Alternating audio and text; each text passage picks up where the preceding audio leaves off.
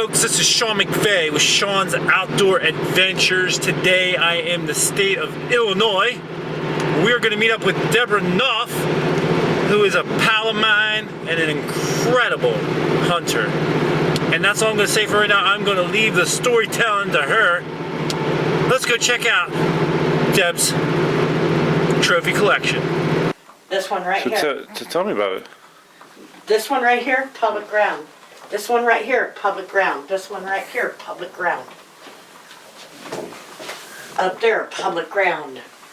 Public ground, public ground, public ground, public ground, public ground, public ground, public ground, and public ground. 99% of the deer in here, and that one public ground, and that one public ground. 99% of the deer in here are public ground. All right, well, which one do you want to tell us about then? This one. Right here, the one I killed last year. Alright, just got home. I'm editing up this video, running on 3 hours of sleep from that long drive back from Illinois. And I interrupted before she started that story, and I said, come on, tell us about the state record buck real quick. So she threw a little bit in on that first. That year. Right. But the story was like, yeah, whatever. He came by 13.5 yards. I didn't want to shoot him because I wanted him on film, so I let him walk by. He walked by again. Then he walked by the third time, and I said, screw it, you're dying. Right. And I shot him. Right. And put a really bad shot on him. Had to go back the next day to recover him. But we did. But this one, last year, I had a lot of fun hunting this deer. Tell me about it. I went onto a piece of public land that there wasn't a lot of people on. But there were a few. There's only 3 parking areas. And the one parking area was getting a lot of pressure.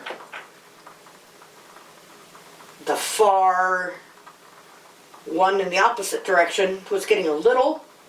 But the middle parking spot, I noticed every time I'd go down, because I hunt the property next to it, wasn't getting much hunting pressure. And where I hunt, the land adjacent to it, which is owned by the university, which is considered by the state public land, we're only allowed to kill 1 buck. So I'd already killed 1 buck there. So if I want another buck, I had to move on to Illinois Department of Natural Resources, state public hunting ground.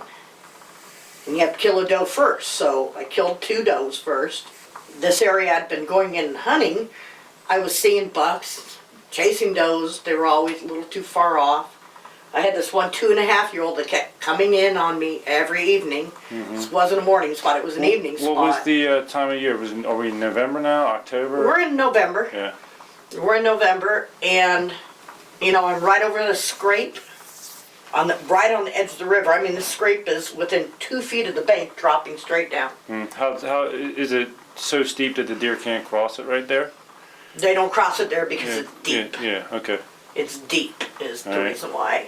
And I've been hunting that, and like I said, the bucks were always a little too far off.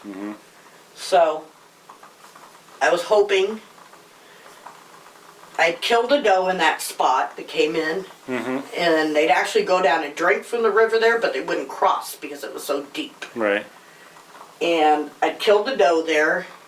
And my husband, don't ever kill a doe there again, he said, because he called it the hell hole. Right. It was hell getting a deer out of it it's forever. It was a long ways. Yeah. So I went back down there and one day, and I'm in December now.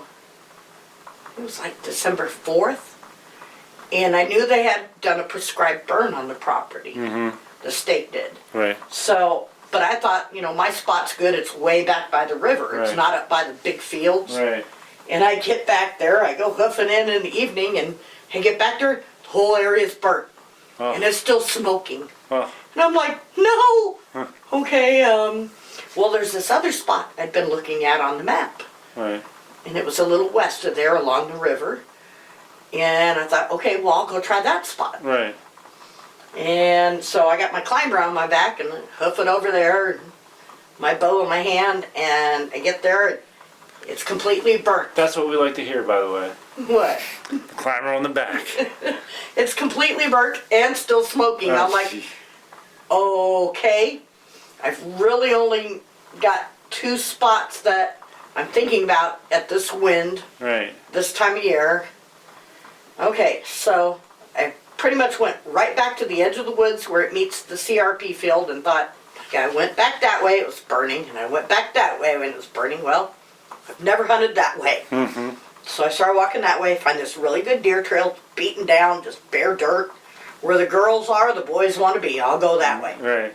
So I follow that till I get to a spot where the terrain features.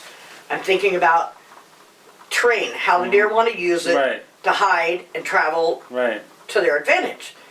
And I find this little ditch. It just appears out of nowhere. It's a little drainage from the fields, the CRP fields. And there's farm fields a quarter mile away, but they all Come drain. right down. Yeah. Yeah, and this little ditch just starts right there and it goes down and raises up and it goes down to the river and then it raises up gently and goes to a CRP field and a cattle field, but there's no cattle in it now, Right. which is good because the deer will use it. Right.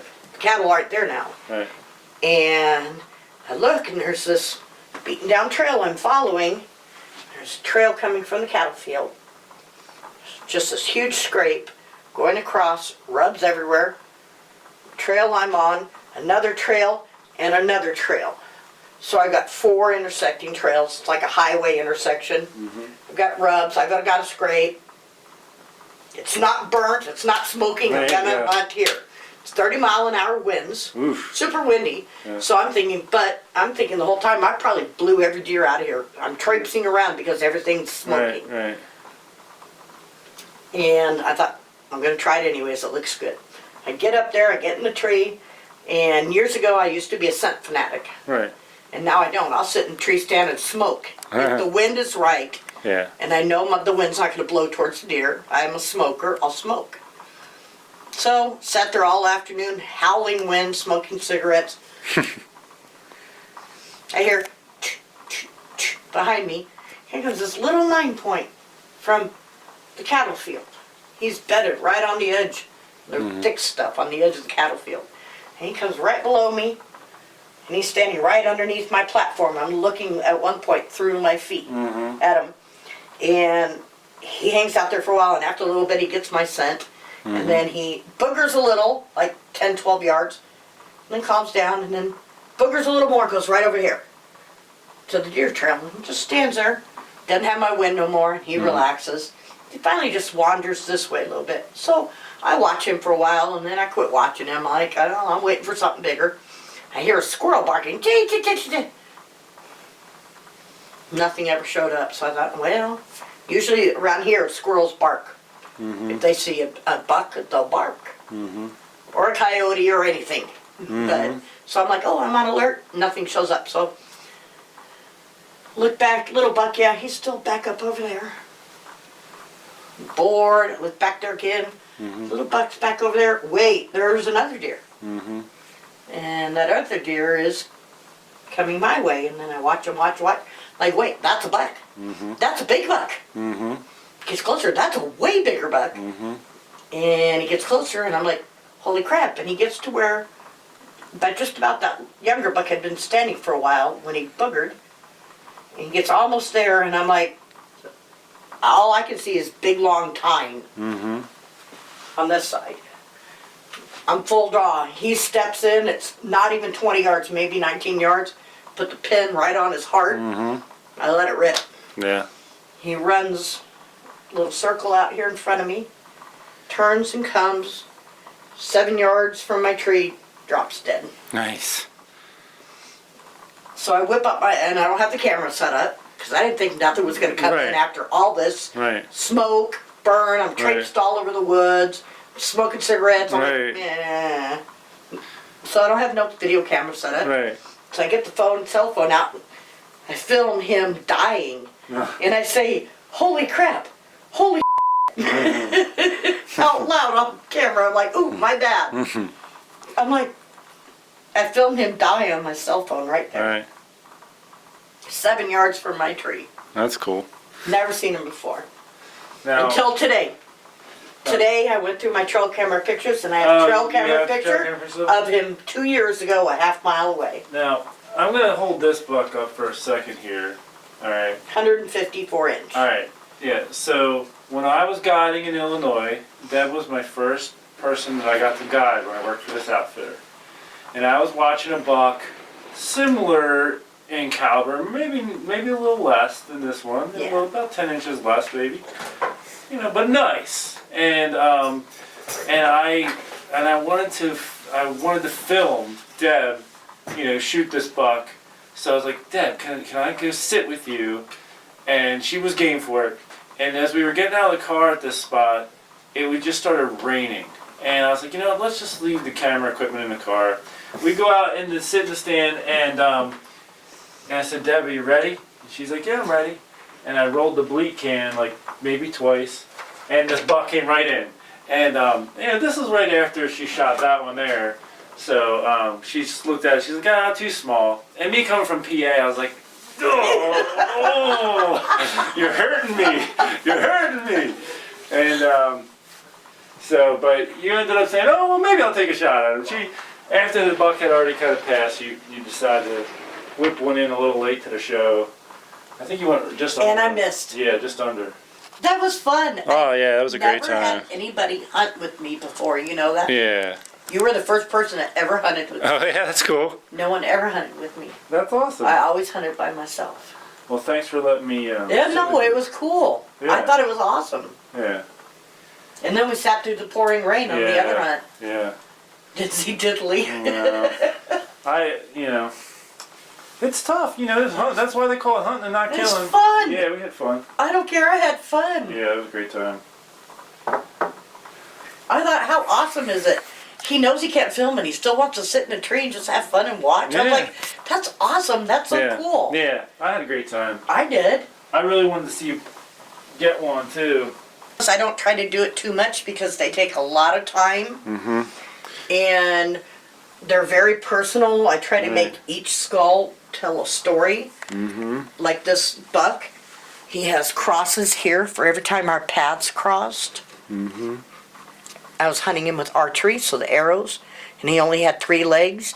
And every time I saw him was in the woods, so I carved his bone to look like wood.